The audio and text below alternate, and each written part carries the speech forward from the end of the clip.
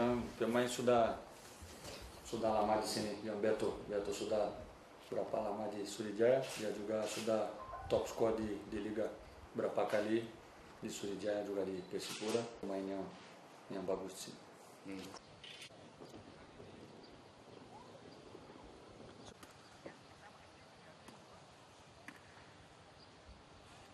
Secara cara bermain, karakter bermain tidak, mereka tetap akan bermain seperti itu. Tapi yang paling penting adalah kita juga waspada dengan penambahan pemain Persija. Ada Sasa dan Ivan Carlos yang kemarin saya lihat sudah bermain ketika menghadapi PSM Jepang. Ini juga akan jadi satu ekstra kewaspadaan yang harus kita. Oke, makasih Bang.